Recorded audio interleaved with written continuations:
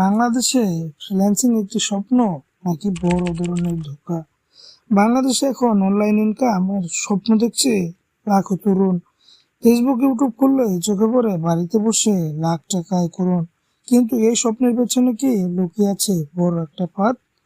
সাধারণ YouTube channel থেকে শুরু করে নাম করা সব টিভি চ্যানেল সবাই মেতেছে ফ্রিল্যান্সিংকে হাইলাইট করার প্রতিযোগিতায়। কিন্তু বাস্তবতাটা আসলে কি? প্রতিদিন নতুন নতুন ফ্রিল্যান্সিং কোর্স বিক্রি হচ্ছে মার্কেটে, এবং যার অ্যামাউন্টও অনেক বড়। কেউ বলে আপনি আজই শুরু করতে পারবেন, আবার কেউ বলে 100% জব গ্যারান্টি আমি দিচ্ছি। অথচ বাস্তবতা হচ্ছে বছরে ফ্রিল্যান্সিং শিখে কাজ পায় মাত্র 5 থেকে 10% তরুণ।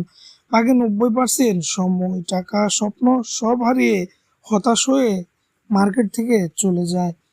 বাংলাদেশ থেকে লাখো মানুষ ফাইবার, আপওয়ার্কে অ্যাকাউন্ট খুলেছে, কিন্তু অ্যাক্টিভ ওনার কজন আছে আপনি জানেন কি?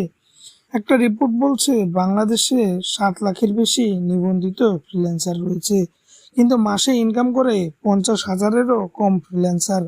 এর কারণ কি? কম দক্ষতা, কঠিন প্রতিযোগিতা আর ভুল গাইডলাইন। পরিসংখ্যান থেকে আশা করি আপনি বুঝতে পেরেছেন অ্যামাউন্টটা বা লিস্টটা আসলে কতটা বড়। এখনকার দিনে সবচেয়ে লাভজনক ব্যবসা হচ্ছে ফ্রিল্যান্সিং কোর্স শেখানোর ব্যবসা। আপনি চাইলে 2-3 দিনেই শুরু করতে পারবেন। 3-4 দিনের ওয়ার্কশপের সফলতার গল্প বিক্রি হচ্ছে এবং মানুষ তা কিনছেও। কেউ কেউ কৃত্রিম ইনকাম রিপোর্ট দেখিয়ে মানুষকে তার স্বপ্ন থেকে বিভ্রান্ত করছে এবং তার কাছে নতুন একটি স্বপ্ন বিক্রি করছে। একটা কোর্স বাজারে নিয়ে এসে হাতিয়ে নিচ্ছে কয়েক লক্ষ টাকা। সব ফ্রিল্যান্সার কিন্তু ব্যর্থ নয়, আবার সব ফ্রিল্যান্সার সফলও নয়। কিন্তু শুরু করার আগে নিজেকে জিজ্ঞেস করুন আপনি কতটা প্রস্তুত, আপনার কোন স্কিল আছে, আপনাকে কে শেখাচ্ছে। এবং আর শুধু শেখা নয়, দরকার কঠিন পরিশ্রম, ধৈর্য, প্র্যাকটিস এবং বাস্তব জ্ঞান। ফ্রিল্যান্সিং হোক আপনার সুযোগ, কোনো ফাঁদে পড়বেন না।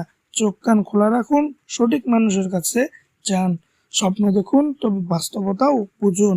ভিডিওটি যদি আপনাকে সাহায্য করে তাহলে আরো তরুণদের মাঝে শেয়ার করে রেখে দিন।